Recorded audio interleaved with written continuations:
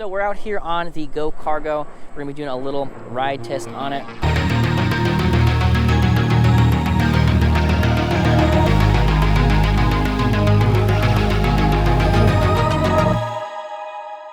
In case you're wondering why the video quality looks so much better than the last one, it's because our GoPro 8 died, and so now we get the brand new GoPro 10. So this is that GoPro 10 quality.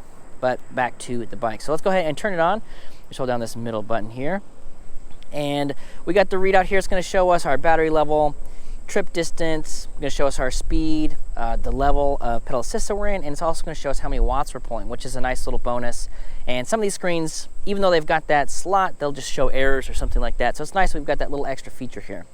So let's go ahead and start out with the throttle. Now, you'll notice we're in pedal assist level 0. However, the throttle still works even when it's in pedal assist level 0. So normally I comment and say that that's kind of a safety feature when you put the pedal assist on, or when you put it on 0, you know, the throttle doesn't work. So with this one, you still have access to the throttle even though the pedal assist is off.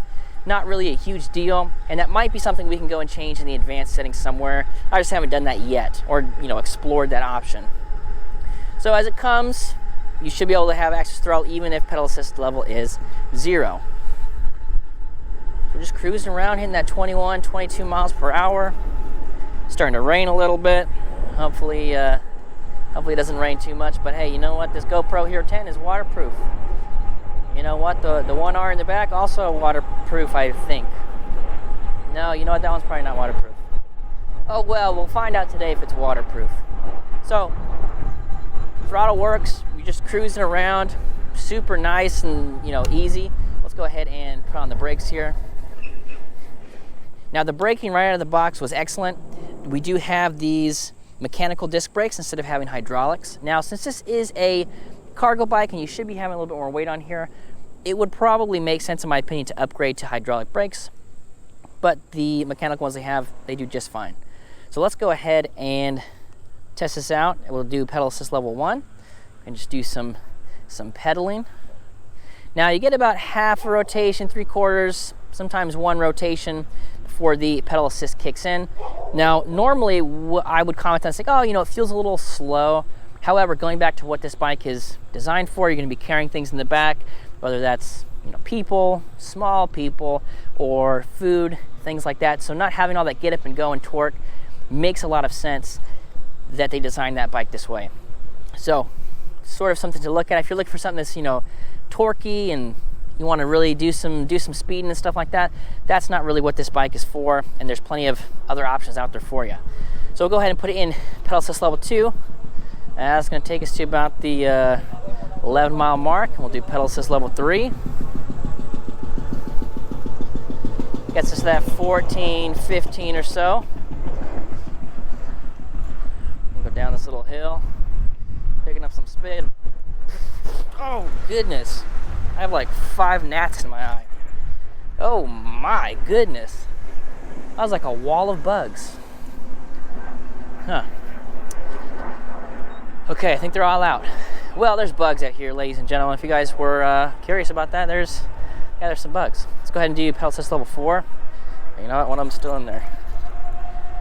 You guys just enjoy the ride. I'm gonna dig these bugs out of my eye. Oh my goodness.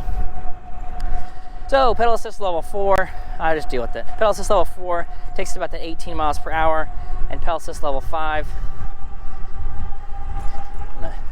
Wait till we pop on the other side over here, and then we will do some more running. All right, pedal assist level 5. Let's go ahead and pull some watts here. We're at 850, 700. About, it's kind of jumping around 450-ish, 300. Nice easy pace, hitting that 21 miles per hour. Now this particular bike comes in a class 2 configuration.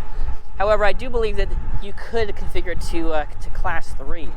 I'd have to, again, similar to the throttle situation, I'd have to jump into the advanced settings and see if we can mess around with that.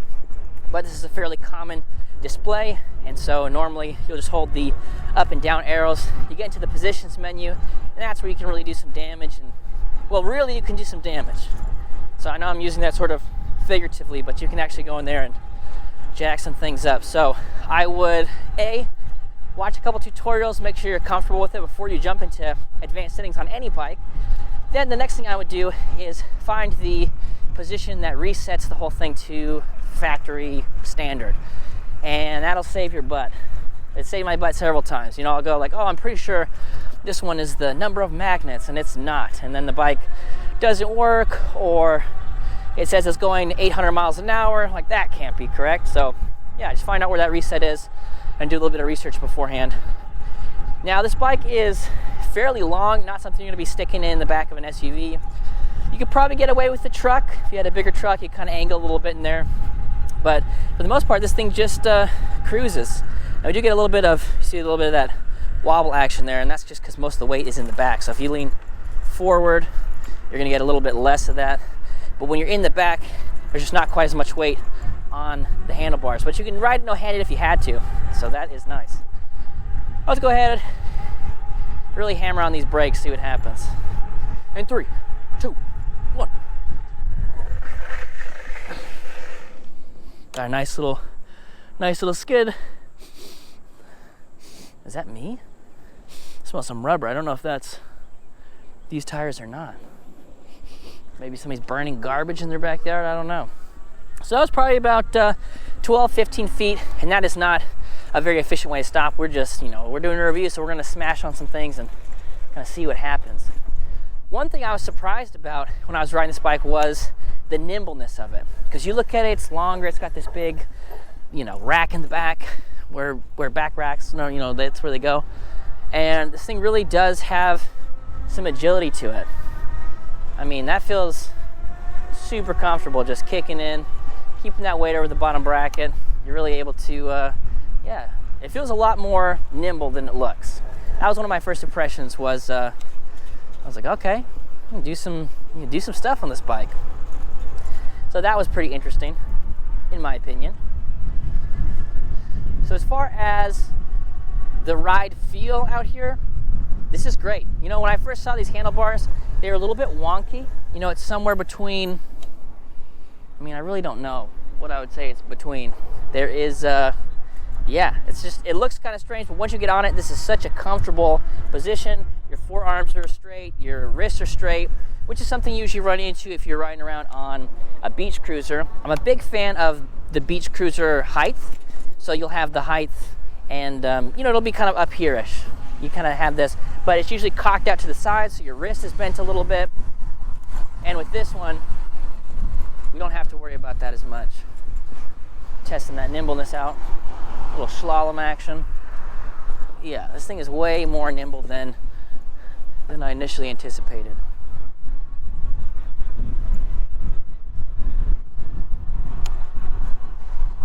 Now with some bikes, there's usually a delay between throttle to pedal assist, because normally the way I ride is, I'll use throttle to kind of get up to speed, and then I'll start pedaling at that point. And normally on a class 3 bike, that's going to allow us to get, the top speeds of 28 miles per hour, whereas most of the throttles will cut off around 20. And so for me, having the throttle and, being able to start pedaling, be able to let go without any loss of power is nice. I think the first bike I saw pull that off was the KBO Breeze that we had, and I just there's a duck in that yard. Really liked it. So for me, that matches my riding style really well. And you know what? I'm going to get up here, do a little curb hopping. In case you're wondering, is this bike for curb hopping? It is not. But you can hop a little curb. You're not doing any bunny hops or anything, but you can get up if you need to. Make sure that back camera's still on board. Sure is. So yeah, this is a bike that has a pretty specific use case. It's hauling stuff. So if we're looking at it, the things that I would look at would be how comfortable it is. Because if you're going to be, hauling stuff, you're probably going on longer rides, or everything's just going to be a little bit more difficult because you got that extra weight in the back. So having a good, solid, comfortable ride, I think, is important.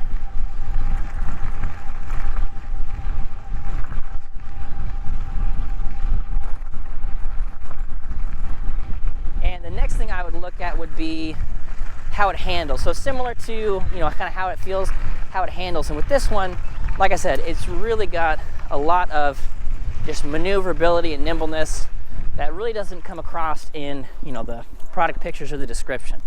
So that's why we do the, you know, that's why we do the reviews, to show nimbleness of bikes, I guess. Now we're gonna do something a little bit crazy, a little bit fun. This is not the recommended riding position right here, but I was messing around when we unboxed it, and I found this to be kind of a fun way to ride the bike. And so because we've got those nice little platforms back there by the rack, you can actually put your feet off in the back. I'm sure that back camera will capture it. Maybe just capture mostly my butt, but you can actually just pop back and yeah, this feels cool. Let me see. Let me have to adjust this a little bit. Maybe like that. Or if you can, I'll try to stand up. How about that? So yeah, so I'm just standing on the back, throttling away. Super fun. Super exciting. And the back. How's it going? Look for bikes, go for bikes. All right, guys, that is going to do it for our review on the GoCargo. If you guys are looking for a cargo bike, doesn't break the bank, built with, you know, standard parts, this is a nice bike. Go Power Bike. As you guys know, we've done a lot of their reviews. Really cool guys to work with. Excellent team. You know, they really champion their customer support, so they've got somebody, you know, on the phones pretty much all the time, you know. Business hours, of course. They're based out of New York, and so you got to keep that in mind. But every time I've had a question, you know, either like doing an assembly or a question about a particular part, I'm able to give them a call, and I really like that. With a lot of these direct-to-consumer e-bike brands, you know, you got to do an email or there's some form on their website, which I get. You know, there's a lot of traffic it has to be, you know, dealt with, but these guys like putting the customer first, and I appreciate that. So I'll have a link down to their website if you guys want to know more about the bike. The specs will be in the description. If you guys have any questions about this bike, let me know down in the comments below. I love talking to you guys. We will catch you